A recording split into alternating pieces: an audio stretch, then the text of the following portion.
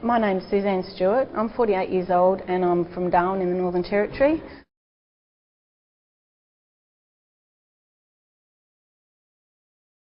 Whilst I've been really appreciative of all the care and that I've had during my cancer journey, I have a lot of the times felt isolated, uncertain about my future and how I would go with my disease.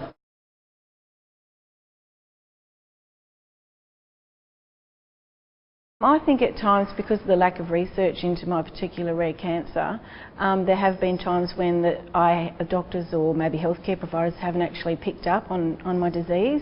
I had my symptoms for about 3 years and was put down to irritable bowel syndrome a few times, and I did actually end up in hospital with some acute episodes. And it took 3 years until we actually found out what was wrong with me.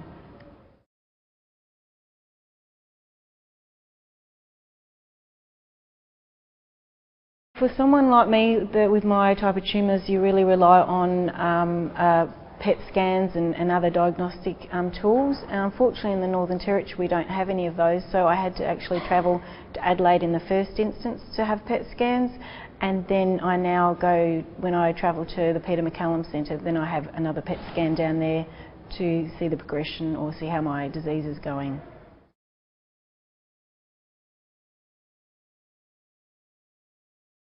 Every day I thank God that I'm on one of the 20 or so people that are on this clinical trial, because at the moment it's not currently funded by the PBS, but we're hoping that will be soon.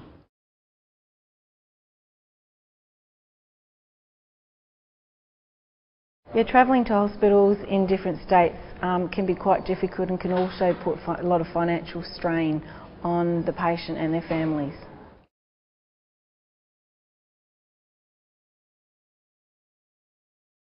We actually have a saying that we would like all healthcare professionals to actually maybe learn and take on board, and that is, if you hear hooves, you don't just expect that it's a horse. It could be a zebra. It's a bit like, somebody presenting to the doctors and they've got irritable bowel syndrome and maybe some tiredness, and that we shouldn't just automatically think that those symptoms are IBS, that maybe it could be something different. It could be a neuroendocrine tumour. So we're trying to get people to think, I suppose, outside the square and look at something else. So remember, zebras when you hear a hoof.